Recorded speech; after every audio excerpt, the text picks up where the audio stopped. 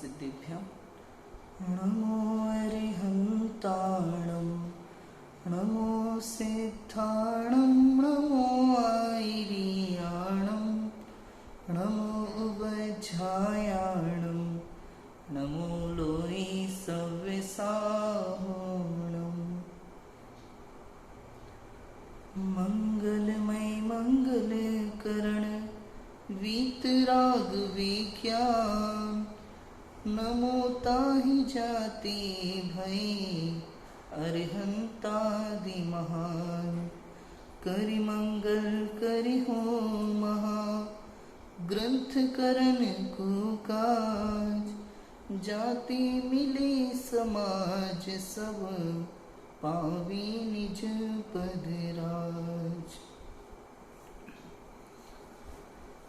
आज हम एक बहुत ही प्यारा, बहुत ही उत्कृष्ट, एकदम सरल ग्रंथ मोक्ष मार्ग प्रकाशक का स्वाध्याय प्रारंभ कर रहे हैं। थोड़ा सा हम ग्रंथ और ग्रंथकार का परिचय लेते हुए आगे बढ़ते हैं। मोक्ष मार्ग प्रकाशक ग्रंथ के रचयिता हैं आचार्य कल्प पंडित टोडरमल जी।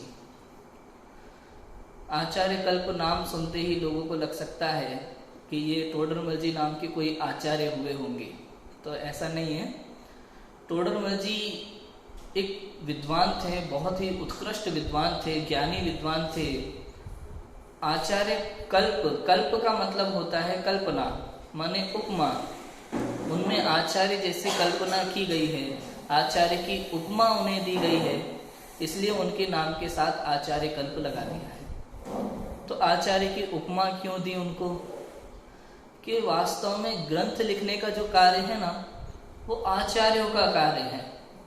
पंडित लोग जो छोटा मोटा लिखते हैं, किताबें लिखते हैं, उनको किताबें कहते हैं, लेकिन शास्त्र लिखने का काम, ग्रंथ लिखने का कार्य वास्तव में आचार्यों का होता है। चूंकि पंडित टोडरमल जी ने ये उत्कृष्ट कार्य किया है, गोमट सार जैसे ग्रंथों की, सम्यक ज्ञान चंद्रिका जैसी टीका लिखी है, मोक्ष मार्ग प्रकाशक जैसा ग्रंथ लिखा है, आत्मानुशासन ग्रंथ की टीका लिखी है, आचार्य जैसा काम उन्होंने किया है, इसलिए उनके नाम के साथ आचार्य कल्प लगाया जाता है। ठीक है, बहुत ही उत्कृष्ट लेवल के विद्वान थे पंडित टोडरमल जी। जयपुर में रहा करते थे, कुछ समय के लिए वो सिंघाड़ा में भी रहे थे। बचपन से ही उनकी बुद्धि बहुत तीव्र थी। अपना कार्य करते करते, काम करते करते, जॉब करते करते भी वो बड़े बड़े सिद्धांत ग्रंथों का अध्ययन किया करते थे। गोमट सार, लब्धि सार, छपड़ा सार, ऐसे सिद्धांत ग्रंथों का अध्ययन वो काम करते करते कर लेते थे। आपको पता है सिद्धांत ग्रंथ ये कितने कठिन है, कितने डिफिकल्ट है। हम लोग जब बैठेंगे ना लेकर के, तो पूरा ध्यान उसमें लगा करके पढ़ेंगे तो भी बहुत सारी बातें समझ में नहीं आती हैं। और वो काम करते करते ऐसे ग्रंथों का अध्ययन सरलता से कर लेते थे। संस्कृत, प्राकृत, हिंदी के अलावा उनको कन्नड़ भाषा का भी ज्ञान था। वहाँ से जब वो कर्नाटक गए थे, श्रवण बेलगोला, तो वहाँ से कुछ ग्रंथ लेकर के आए थे ताड़पत्र जयपुर में। और एक विद्वान और थे उनके साथ में जो उस लिपि को जानते थे, तो दोनों साथ में पढ़ते थे डायरेक्ट ताड़पत्र ग्रंथों से। लेकिन समय एक ऐसा आया कि किसी की नज़र लग गई थी, कुछ भी कह सकते हैं, कि जबकि इतने बड़े विद्वान की दूर दूर से, देश विदेश से उनके पास पत्र आया करते थे, प्रश्न आया करते थे, शंका आया करती थी, जिनका समाधान वो पत्रों के द्वारा लिख करके भेजा करते थे। इसी में मोक्ष मार्ग प्रकाशक में पीछे रहस्यपूर्ण चिट्ठी, उपादान निमित्त चिट्ठी है, ऐसी कई सारी चिट्ठियां हैं। पत्र के रूप में जब वो उत्तर दिया करते थे, जयपुर में ही एक मंदिर में वो बीच में बैठ करके प्रवचन करते थे और लोगों तक उनके प्रवचन पहुंचते थे। वो बोलते थे, जहां तक आवाज पहुंचती थी वहां से दोबारा बोल करके पीछे तक आवाज पहुंचाई जाती थी। इस तरह से, उस समय माइक वगैरह की व्यवस्था नहीं थी, इस तरह से प्रवचन हुआ करते थे। जब वो ये ग्रंथ लिख रहे थे, उसी समय की बात है कि जब हम कुछ लिखते हैं ना, कुछ बोलते हैं या कुछ देखते हैं, तो बातें हमारे प्रवचनों में भी आने लगती हैं। तो लोगों को पता चलने लगा था। और इसमें जो 6वां अधिकार है, 7वां अधिकार है, कुदेव कुशास्त्र कुगुरु का वर्णन, जैन मिथ्या दृष्टियों का विवेचन, तो प्रवचनों में भी ये बातें आने लगी थी। समाज के लोग कुछ विरोध में आने लगे थे। लोगों के लगने लगा था कि ये दूसरे धर्मों के विरोधी हैं, और जैनों को लगने लगा था ये जैनों के भी विरोधी हैं। तो किसी अन्य मत वाले व्यक्ति ने, शंकर जी के जो मंदिर होते हैं ना अन्य मतों में, वो शिव पिंडी होती है, शंकर जी की पिंडी, तो किसी ने उस पिंडी को उखाड़ के फेंक दिया था और उसका आरोप लगा दिया था पंडित टोडरमल जी पर।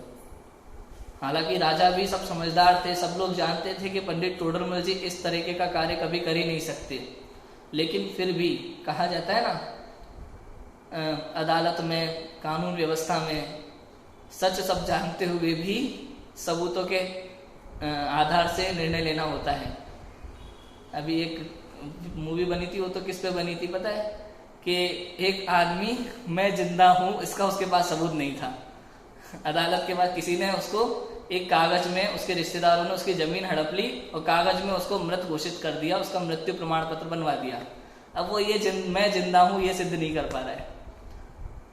तो सबूतों के आधार पर निर्णय लेना होता है, और इतने सारे गवाह थे, इतने सारे विरोध में लोग खड़े थे, तो उन्होंने सबने पंडित टोडरमल जी को दोषी ठहराया और राजा को टोडरमल जी के खिलाफ आदेश देना पड़ा और हाथी के पैर के नीचे कुचलवाने का आदेश उन्हें दिया गया। वो हाथी भी जीव तो था, समझता सब था, और पशु तो बहुत अच्छे से सब कुछ समझते हैं। आप देखते हो ना, जो अच्छे लोग हैं उन्हें कितनी जल्दी पहचान लेते हैं पशु। टोडरमल जी को देखकर समझते थे। हाथी पीछे हट रहा था बार बार, उसकी आंखों से अश्रुधारा बह रही थी।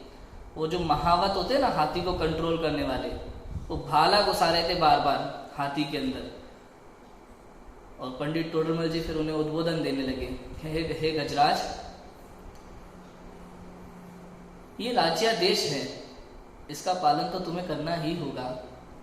ये जो भी हो रहा है मेरे ही पूर्व कर्मों का फल है,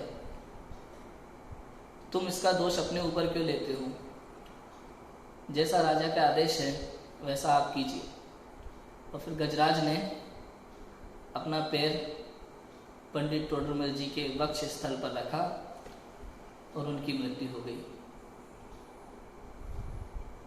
जब उन्हें इस सजा के लिए ले जाया जा रहा था ना, तब वो इसी ग्रंथ की रचना कर रहे थे, मोक्ष मार्ग प्रकाशक की। आप इसकी हस्तलिखित प्रति देखेंगे तो इसमें 9वें अधिकार में अंत में एक बहु शब्द मिलता है। बहु मतलब बहुत लिखना चाहते थे तो ता भी नहीं लिख पाए, उसके बाद डॉट डॉट डॉट है। ये ग्रंथ पूरा तो छोड़ो, आधा भी नहीं है वास्तव में देखा जाए तो, लेकिन जितना है वो हमारे लिए पर्याप्त है। मोक्ष मार्ग प्रकाशक ये केवल प्रस्तावना है ग्रंथ की, केवल प्रस्तावना। पूरा ग्रंथ तो बहुत मोटा होता अगर लिखा जाता था। इसमें कई जगह अधिकारों में बार बार आया है कि इसके विषय में आगे लिखेंगे, इसके विषय में आगे लिखेंगे, लेकिन वो आगे लिख ही नहीं पाए। उसके पहले उनका मृत्यु का समय आ गया था। मोक्ष मार्ग प्रकाशक यह ग्रंथ मोक्ष के मार्ग का प्रकाश करने वाला है। जैसे अंधेरे में चलते हुए व्यक्ति को यदि रास्ता दिखा दें, प्रकाश दिखा दें, तो उसे मंजिल आसानी से मिल जाती है। ऐसे ही हम सब मिथ्यात्व के अंधेरे में घूम रहे हैं, और मिथ्यात्व के अंधेरे में घूमने वाले जीवों के लिए ये मोक्ष की राह दिखाने वाला प्रकाशक, प्रकाश करने वाला ग्रंथ है। हमारी मंजिल तक हमें पहुंचाने वाला ये मोक्ष मार्ग प्रकाशक ग्रंथ है। इसमें 9 अधिकार हैं। ये केवल प्रस्तावना है, प्रस्तावना भी अधिकारों में है। मतलब पहले अधिकार में पंच परमेष्टि का स्वरूप है, आगम परंपरा है, वक्ता श्रोता का स्वरूप है, मोक्ष मार्ग प्रकाशक ग्रंथ की सार्थकता है। फिर दूसरे अधिकार में संसार अवस्था का स्वरूप है। फिर धीरे धीरे आगे संसार के दुख का, मोक्ष के सुख का बिल्कुल हल्के हल्के छोटे छोटे रूप में वर्णन किया है। थोड़ा थोड़ा सा वर्णन, विस्तार से इसे आगे लिखने वाले थे। जैसे प्रस्तावना में अलग अलग अधिकार हैं, वैसे ही ग्रंथ में अलग अलग अधिकार बनते हैं और इसकी डिटेल होती पूरी। लेकिन जितना हमें मिला है अभी, वो भी हमारे लिए पर्याप्त है समझने के लिए। कहते हैं ना, द्वादशांग तो बहुत है, ज्ञान तो बहुत है, समुद्र है, वो सब तो हमारे पास उपलब्ध नहीं है। लेकिन जितना भी उपलब्ध है ना मोक्ष मार्ग के लिए पर्याप्त है, हमारे सम्यक दर्शन के लिए पर्याप्त है। शुरू करते हैं हम मोक्ष मार्ग प्रकाशक ग्रंथ स्टार्टिंग से। नमः सिद्धेभ्य आचार्य कल्प पंडित टोडरमल जी कृत मोक्ष मार्ग प्रकाशक। पहला अधिकार पीठबंध प्ररूपण। पीठबंध प्ररूपण माने भूमिका जैसा, स्टार्टिंग है ना। अथ माने इसके पश्चात मोक्ष मार्ग प्रकाशक नामक शास्त्र लिखा जाता है। सबसे पहले उत्थानिका है, मोक्ष मार्ग प्रकाशक नामक शास्त्र लिखा जाता है। देखो जो मूल प्रति मिली है ना हस्तलिखित प्रति पंडित टोडरमल जी की, आप और ये जो आप प्रति देखते हैं प्रकाशित में जो आई है, आपको लगता होगा कि ऐसा का ऐसा वैसे पंडित टोडरमल जी ने लिखा होगा, ऐसे हेडिंग बनाई होगी, तो ऐसा नहीं है। ये पैराग्राफ अलग अलग करना और हेडिंग अलग अलग बना देना, ये बात के विद्वानों ने भी कुछ कार्य किया है, क्योंकि वो तो बिल्कुल एक के बाद एक लाइन लिखी जा रही थी उसमें ग्रंथ में, हस्तलिखित प्रति में, और हम लोगों को उतना आसानी से समझ में नहीं आता, इसलिए उन्होंने विद्वानों ने उसको पैराग्राफ वाइज बांट करके अच्छे से सजा करके लिखा है, और जो पैराग्राफ में वर्णन आया है उसकी हेडिंग भी ऊपर बना करके लिखी है, ताकि हमें पढ़ने में आसानी हो, सरलता हो, है ना। देखो मंगलाचरण।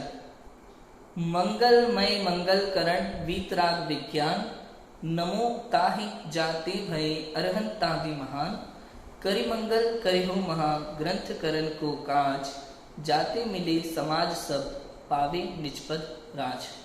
ये मंगलमय है और मंगलकरण है। मंगलमय, मंगल अर्थ क्या होता है? मंगल का अर्थ पता है? सब पापों का नाश करने वाला और सच्चा सुख उत्पन्न कराने वाला जो है उसे कहते हैं मंगल। बाल बोध की परिभाषा है, जो सब पापों का नाश करने वाला है और सच्चा सुख उत्पन्न कराने वाला है वो क्या है? मंगल। तो एक तो मंगलमय है और मंगलकरण। मंगलकरण माने मंगल करने वाले हैं दूसरों के लिए। कौन? के वीतराग विज्ञान। वीतराग और विज्ञान, हम एक एक शब्द बहुत आसानी से बहुत सरलता से पढ़ते हुए समझते हुए पढ़ेंगे आगे तक। वीतराग विज्ञान क्या है? वीतराग अर्थात मोह राग द्वेष आदि समस्त विकारों से रहित या 18 दोषों से रहित, ये वीतराग की परिभाषा है। और सर्वज्ञ माने सिंपल, जो सबको जानते हैं वो सर्वज्ञ, एकदम सिंपल परिभाषा। वीतराग मोह राग द्वेष आदि विकारी भावों से रहित, कोई विकारी भाव नहीं है जिनके अंदर, राग आदि दोषों से रहित हैं, वे वीतरागी हैं। और विज्ञान, विज्ञान अर्थात विशेष ज्ञान। विशेष ज्ञान दो प्रकार में लिया जाता है, एक सम्यक ज्ञान को भी विज्ञान कहा जाता है और केवल ज्ञान को भी विज्ञान कहा जाता है ना। तो यहाँ वीतराग के साथ विज्ञान शब्द दोनों में लगता है। सम्यक दृष्टि जीव है वही सम्यक ज्ञानी होता है, और सम्यक दृष्टि आत्मानुभव पूर्वक ही होता है, तो आंशिक वीतरागता उसमें हो जाती है। तो आंशिक वीतरागता के साथ सम्यक ज्ञान होता है, तो वो भी वीतराग विज्ञान है एक अपेक्षा से। और दूसरी अपेक्षा से पूर्ण वीतरागी अरहंत परमात्मा, जो पूर्ण वीतरागी हैं, जिनके 4 घातीय कर्मों का क्षय हो चुका है, पूर्ण रूप से मोहनीय कर्म का नाश हो चुका है, इसलिए पूर्ण वीतरागता जिनको प्रकट हुई है, और वीतरागता के साथ केवल ज्ञान जिनको प्रकट हुआ है, तो वो वीतराग विज्ञान।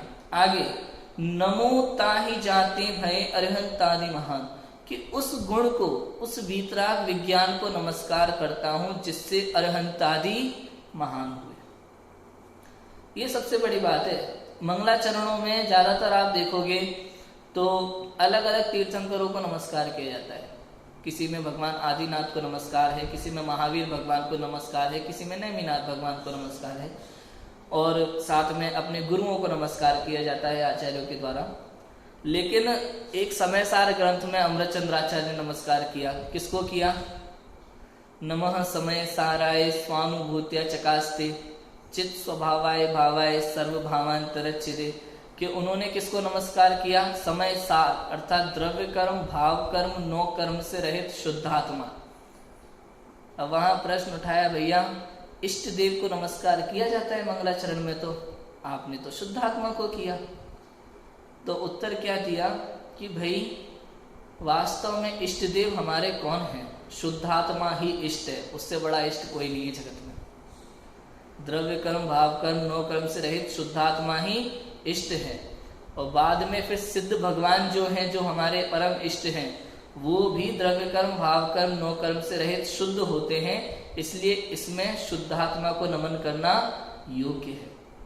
अब ऐसे ही यहाँ वीतराग विज्ञान, अब मैं आत्मा सदा वीतराग विज्ञान स्वरूप हूं और वीतराग विज्ञान ही मेरा ध्येय भी है, अर्थात आधार भी यही है और आधेय भी यही है। अज्ञानी जीव स्वयं को रागादिक के साथ देखता है, इसलिए अज्ञानी है।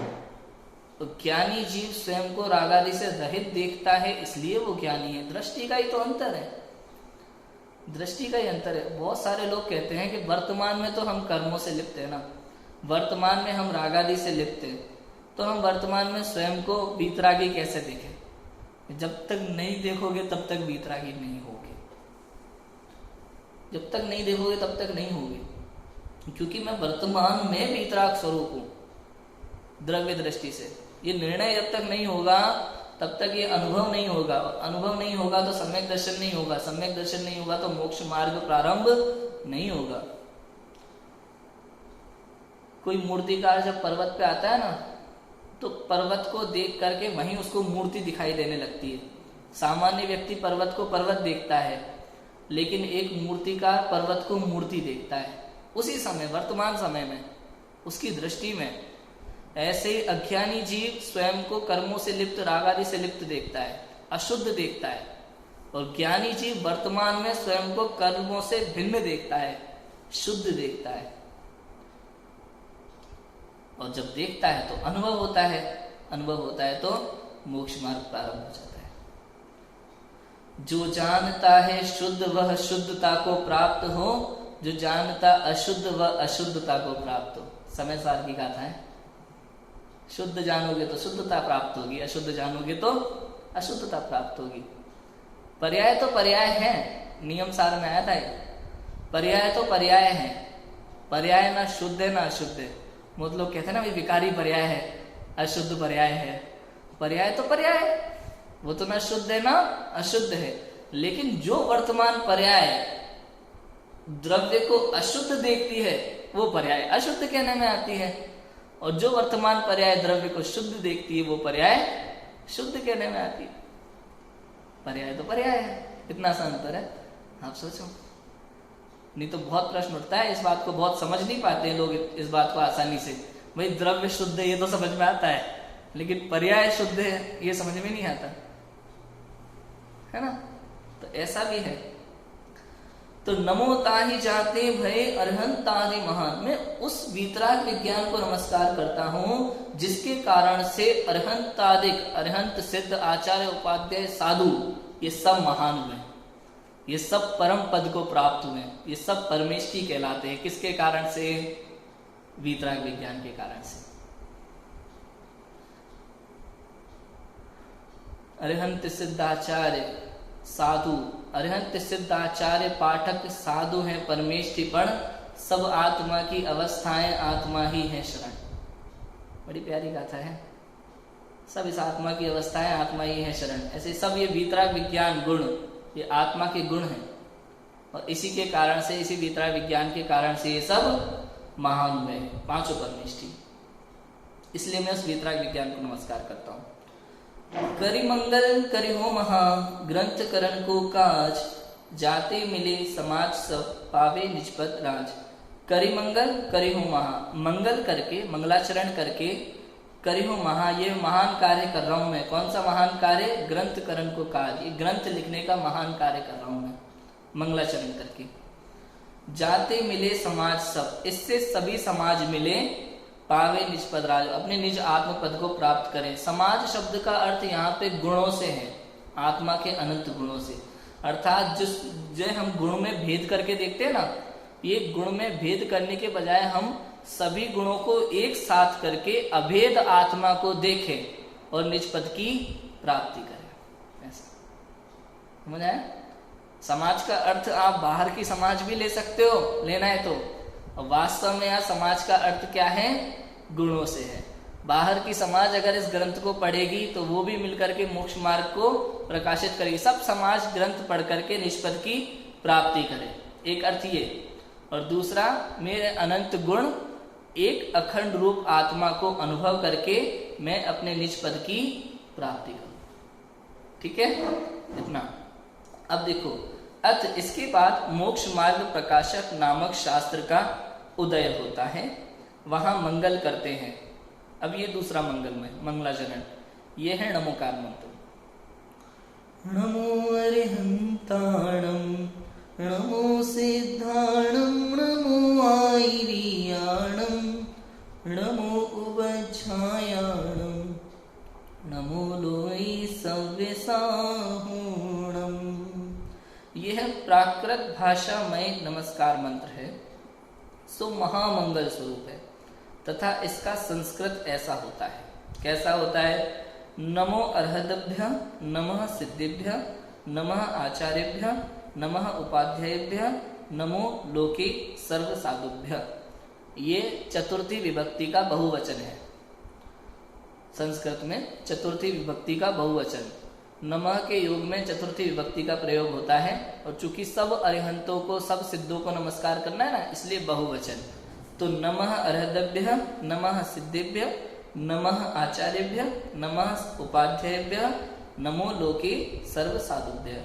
हिंदी में क्या अर्थ होगा कि सभी अरिहंतों को नमस्कार, सभी सिद्धों को नमस्कार, सभी आचार्यों को नमस्कार, सभी उपाध्यायों को नमस्कार और लोक में सभी साधुओं को नमस्कार। लोक के सभी साधुओं को नमस्कार। अंत्य दीपक है भैया णमोलोय। 3 तरह के दीपक होते हैं, आदि दीपक, मध्य दीपक, अंत्य दीपक। सम्यक दर्शन ज्ञान चारित्राणि मोक्ष मार्ग, इस सूत्र में सम्यक शब्द आदि दीपक है। आगे सम्यक लगाए तो ज्ञान और चारित्र में भी लगेगा। ऐसे यहाँ अंत्य दीपक है णमोलोय। णमोलोय अगर अंत में लगा है तो ऊपर भी सब में लगेगा। नमोलोय सव अरिहंताणम नमोलोय सव सिद्धाणम नमोलोय सव आयर्याणम नमोलोय सव उवज्जायणम नमोलोय सव सावणम। जब अर्थ निकलेगा तो 5 पदों में ऐसा ही निकलेगा। सभी अरिहंतों को नमस्कार, लोक के सभी सिद्धों को नमस्कार, लोक के सभी आचार्यों को नमस्कार, लोक के सभी उपाध्यायों को नमस्कार और लोक के सर्व साधुओं को नमस्कार। अब आगे, अब यहाँ जिनको नमस्कार किया है उनके स्वरूप का चिंतवन करते हैं। अब यहाँ पंच परमेष्ठी के चिंतवन आएगा। देखो, पंच परमेष्ठी के स्वरूप का चिंतवन। मोक्ष मार्ग प्रकाशक एक ऐसा ग्रंथ है, इसमें हिंदी भाषा में, सरल भाषा में, एकदम इजी आपको पंच परमेष्ठी का इतना अच्छा स्वरूप कहीं और देखने नहीं मिलेगा। ज्यादातर 2 लाइन, 3 लाइन में, 4 लाइन में खत्म कर दिया जाता है, लेकिन यहाँ आपको एक एक विशेषण के साथ बहुत ही बारीकी से पंच परमेष्ठी का स्वरूप देखने मिलता है। देखो, अरिहंतों का स्वरूप, वहां प्रथम अरिहंतों के स्वरूप का विचार करते हैं। ध्यान रखना, किसका विचार करते हैं? अरिहंतों के स्वरूप का विचार करते हैं। अभी विचार प्रारंभ होगा। जो गृहस्थपना त्याग कर मुनि धर्म अंगीकार करके निज स्वभाव साधन द्वारा 4 घाती कर्मों का क्षय करके अनंत चतुष्टय रूप विराजमान हुए हैं, वहां अनंत ज्ञान द्वारा जो अपने अनंत गुण पर्याय सहित समस्त जीवादि द्रव्यों को युगपत विशेषपने से प्रत्यक्ष जानते हैं, अनंत दर्शन द्वारा उनका सामान्य अवलोकन करते हैं, अनंत वीर्य द्वारा ऐसी सामर्थ्य को धारण करते हैं, अनंत सुख द्वारा निराकुल परमानंद का अनुभव करते हैं, पुनश्च जो सर्वथा सर्व राग द्वेषादि विकारी भावों से रहित होकर शांत रस रूप परिणमित हुए हैं तथा क्षुधा तृषादि समस्त दोषों से मुक्त होकर देवादिदेव पने को प्राप्त हुए हैं तथा आयुध अंबरादिक व अंग विकारादिक जो काम क्रोधादि निंद भावों के चिन्ह उनसे रहित जिनका परम औदारिक शरीर हुआ है तथा जिनके वचनों से लोक में धर्म तीर्थ प्रवर्तता है, जिसके द्वारा जीवों का कल्याण होता है तथा जिनके लौकिक जीवों के प्रभुत्व मानने के कारण रूप अनेक अतिशय और नाना प्रकार के वैभव का संयुक्त पना पाया जाता है तथा जिनका अपने हित के अर्थ गणधर इंद्रादिक उत्तम जीव सेवन करते हैं ऐसे सर्व प्रकार से पूजने योग्य श्री अरिहंत देव हैं, उन्हें हमारा नमस्कार हो। देखो वहां प्रथम अरिहंतों के स्वरूप का विचार करते हैं, अरिहंत भगवान कैसे होते हैं उसका विचार किया जाता है ना। जो गृहस्थ पना त्याग कर, सबसे पहले तो गृहस्थ पना, पना मतलब आप समझो एक बार को छोड़ना, ऐसे छोड़ दिए घर से निकल गए लेकिन हम बार बार घर को याद करते हैं, मतलब गृहस्थ पना नहीं त्यागा। घर छोड़ना और गृहस्थ पना छोड़ना दोनों में अंतर होता है। कई जीव ऐसे होते हैं अन्य मतों में जो घर तो त्याग देते हैं लेकिन अपने घर से जुड़े रहते हैं, आना जाना लगा रहता है। अब जैसे हॉस्टल में पढ़ते हैं, वो घर से दूर रहते हैं लेकिन उसको गृहस्थ पना त्यागना नहीं बोलेंगे, क्योंकि उनकी घर में मोह बुद्धि है। जब तक मोह नहीं छूटेगा तब तक गृहस्थ पना नहीं छूटेगा, है ना। तो जो गृहस्थ पना त्याग कर मुनि धर्म अंगीकार करके, ये मुनि धर्म को सबसे पहले तो समझना ही बहुत बड़ी बात है। मुनि धर्म की भक्ति आना हमारे जीवन में ये बहुत बड़ी बात है, अंगीकार करना फिर बहुत उत्कृष्ट बात है। तो मुनि धर्म अंगीकार करके निज स्वभाव साधन द्वारा 4 घाती कर्मों का क्षय करके, भाई दूसरा कोई उपाय नहीं है मोक्ष मार्ग के लिए, एकमात्र मैं ही मोक्ष मार्ग का उपाय हूं और मैं ही मोक्ष हूं, मैं ही मोक्ष हूं, मैं ही उपाय हूं, मैं ही साधन हूं, मैं ही साध्य हूं। निज स्वभाव साधन द्वारा 4 घाती कर्मों का क्षय करके अनंत चतुष्टय रूप विराजमान हुए। अनंत चतुष्टय है अनंत दर्शन, अनंत ज्ञान, अनंत सुख और अनंत वीर्य। जब 4 घाती कर्मों का अंत होता है तो ये 4 अनंत चतुष्टय प्रकट होते हैं। ज्ञानावरण कर्म के अभाव से अनंत ज्ञान, दर्शनावरण कर्म के अभाव से अनंत दर्शन, मोहनीय कर्म के अभाव से अनंत सुख और अंतराय कर्म के अभाव से अनंत वीर्य प्रकट होता है। इस प्रकार 4 घाती कर्मों के अभाव से ये 4 अनंत गुण प्रकट होते हैं। जब यह जीव संसार से वैराग्य को प्राप्त होता है, ध्यान रखना ये मुनि धर्म अंगीकार करना, जब तक वैराग्य जीवन में नहीं होगा ना तब तक मुनि धर्म अंगीकार नहीं कर सकते। बिना वैराग्य के यदि मुनि व्रत ले लिया तो वो मुनि व्रत का अखंडता से पालन नहीं कर पाएगा। वैराग्य के बिना मुनि व्रत लिया ही नहीं जा सकता। पहले उसको अंतर में संसार से वैराग्य होगा तभी वो मुनि व्रत अंगीकार करेगा। तो जिनको बहुत वैराग्य उत्पन्न हुआ है, जिनको अब संसार से दृष्टि हट गई है, तो अब पर से दृष्टि हट गई तो कहाँ लगेगी? स्व में। तो पर से दृष्टि हटाकर जिनकी दृष्टि अंतर में लग गई है और वो एकाग्र कहीं विराजमान हो गए हैं और अपने स्वरूप का ध्यान कर रहे हैं, और ऐसे जब वो अपने स्वरूप में झूल रहे हैं, 7वें 6वें गुणस्थान में झूलते झूलते झूलते झूलते अचानक जब वो शपक श्रेणी चढ़ जाते हैं तो धीरे धीरे ये कर्म नष्ट होते जाते हैं। और एक समय जब ऐसा आता है 4 घाती कर्म नष्ट हो जाते हैं तो ये 4 अनंत गुण प्रकट हो जाते हैं। ठीक है, तो वो अनंत गुण प्रकट होने के बाद वे अरिहंत कहलाते हैं, वो अरिहंत अवस्था कहलाती है। अब आगे वहां अनंत ज्ञान द्वारा तो अपने अनंत गुण पर्याय सहित समस्त जीवादि द्रव्यों को युगपत विशेष पने से प्रत्यक्ष जानते हैं। देखो, अनंत ज्ञान के द्वारा पहले तो अपने और फिर समस्त जीवादि के, मतलब समस्त द्रव्य गुण पर्याय को किसको युगपत एक साथ एक समय में स्पष्ट रूप से जानते हैं। मतलब कुछ लोग क्या है ना, अन्य मतावलंबियों का ऐसा मानना होता है कि ज्ञान जो है स्वपर प्रकाशक नहीं होता। हम ज्ञान से दूसरे को तो जान सकते हैं लेकिन अपने को नहीं जानते। नैयायिक मत ऐसा मानते हैं, तो उनका निराकरण हो गया इतना कह के। पहले उनने कह दिया अपने अनंत गुण पर्याय सहित समस्त जीवादि। ये जरूरी होता है लिखना, अपने लिखना जरूरी होता है, नहीं तो लोगों को ऐसा लगता है कि भैया हम यदि वो मोमबत्ती जलाते हैं ना घर में, तो मोमबत्ती जलाते हैं बाहर की चीजों को देखने के लिए, अब मोमबत्ती को देखने के लिए दूसरी मोमबत्ती जलानी पड़ेगी। ऐसा होता है क्या? ऐसा नहीं होता। ऐसे ही ज्ञान का स्वभाव है, पर द्रव्यों को तो जानता है और स्व को भी जानता है, और वास्तव में तो ज्ञान का कार्य स्व को ही जानना है, लेकिन पर ज्ञान की शक्ति ऐसी है, सामर्थ्य उसकी ऐसी है कि लोकालोक उसके ज्ञान में झलकेंगे ही झलकेंगे। ज्ञान का काम पर को जानना नहीं है, लेकिन ज्ञान में सामर्थ्य ऐसी है कि पर पदार्थ सब उसके ज्ञान में झलकेंगे ही झलकेंगे। कांच तो लगा हुआ है भैया, अब कोई भी आए चाहे, क्या फर्क पड़ता है, कांच में तो दिखेगा ही दिखेगा। ऐसे हमारे जो सिद्ध भगवान है, अरिहंत भगवान है, अनंत केवली है, स्व में मस्त है, लीन है अपनी आत्मा में, अतीन्द्रिय आनंद में, लेकिन फिर भी जगत के सब चराचर पदार्थ उनके ज्ञान में झलकते हैं, उनको कोई फर्क नहीं पड़ता। समझ आया?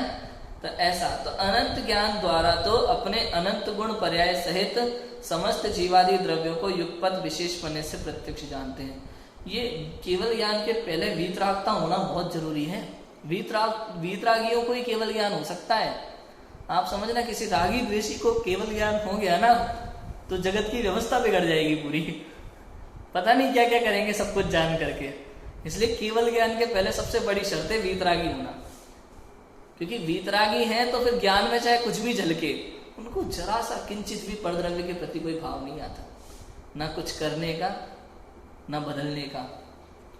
वरना अभी भी अज्ञानी जन तो यही सोचते हैं जो भी कर रहे हैं सारी करनी भगवान के ऊपर डाल देते हैं। हम चाहे अच्छा करते हैं या बुरा करते हैं, करते हम हैं और नाम भगवान का। इसमें कितनी बड़ी समस्या है। मतलब चोर भी अगर चोरी करने जाता है तो क्या कहता है पता है, भगवान की कृपा से आज मैं चोरी करने में सफल हो गया। मतलब कितनी बड़ी समस्या है, आप सोचो। तो ये भूल है बहुत बड़ी, हम भगवान को कर्ता मानते हैं किसी भी कारण से। हमारी भाषा में भी अब तो ये शब्द नहीं आना चाहिए। इतना स्वाध्याय करने के बाद हमें भाषा में भी नहीं बोलना चाहिए कि भगवान सब कुछ ठीक कर देंगे। बहुत बड़ी गलती है, अज्ञान है, मिथ्यात्व है। अनंत ज्ञान द्वारा तो अपने अनंत गुण पर्याय सहित समस्त जीवादि द्रव्यों को युगपत विशेष पने से प्रत्यक्ष जानते हैं, एक साथ एक समय में स्पष्ट रूप से जानते हैं। समस्त लोकालोक को, स्व को भी और पर को भी। अनंत दर्शन द्वारा उनका सामान्य अवलोकन करते हैं। अनंत दर्शन गुण है वो सामान्य अवलोकन में काम आता है, देखने में। हमारे पास मतिश्रुत ज्ञान है तो हमारे पास भी दर्शन और ज्ञान है। अब हमारा दर्शन जो है ना वो ज्ञान के पहले सामान्य अवलोकन होता है हमारे दर्शन गुण से, लेकिन केवल ज्ञान में एक साथ होता है अवलोकन भी और ज्ञान भी। मति ज्ञान, श्रुत ज्ञान, अवधि ज्ञान, मनःपरय ज्ञान, इसमें ज्ञान के पूर्व सामान्य अवलोकन होता है, लेकिन केवल ज्ञान में अनंत सामान्य अवलोकन और विशेष ज्ञान दोनों ही एक साथ होता है। ठीक है, इतना। अब अनंत वीर्य द्वारा ऐसी सामर्थ्य को धारण करते हैं। भाई अनंत दर्शन है, अनंत ज्ञान है, अनंत सुख है, तो उस अनंत सुख को भोगने के लिए अनंत वीर्य चाहिए कि नहीं चाहिए? अनंत बल नहीं होगा तो इतने अनंत सुख को भोग पाएंगे नहीं। तो अनंत वीर्य द्वारा ऐसी सामर्थ्य को धारण करते हैं, अनंत सुख द्वारा निराकुल परमानंद का अनुभव करते हैं। पुनश्च जो सर्वथा सर्व राग द्वेषादि विकार भावों से रहित होकर शांत रस रूप परिणमित हुए हैं। फिर से इस बात को कहते हैं, सर्वथा सभी प्रकार से, सभी राग द्वेषादि दोषों से मुक्त होकर के, सभी विकारी भावों से मुक्त होकर के शांत रस रूप परिणमित हुए हैं, अपने स्वभाव रूप परिणमित हुए हैं। तथा क्षुधा त्रषादि समस्त दोषों से मुक्त होकर, यहाँ 18 दोष हैं। जन्म जरा तिरखा क्षुधा विस्मय आरत खेद रोग शोक मद मोह भय निद्रा चिंता श्वेत राग द्वेष अरु मरण जुत, ये 18 दोष।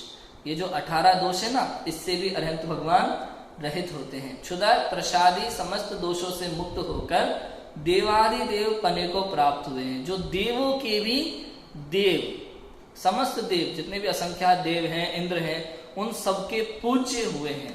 देवों के देवादि देव को पद को प्राप्त हुए हैं। और आयुध अंबराधिक व अंग विकाराधिक, जो काम क्रोधाधिक निंद्य भावों के चिन्ह, उनसे रहित जिनका परम औदारिक शरीर हुआ है। अंग विकार वगैरह नहीं होते उनके शरीर में, छाया भी नहीं पड़ती है, ऐसे जितनी भी चीजें हैं उन सबसे उनका शरीर मुक्त हो चुका है। ना कोई भूख प्यास, ना पसीना, ना सब कुछ पूरा टोटल मुक्त सबसे।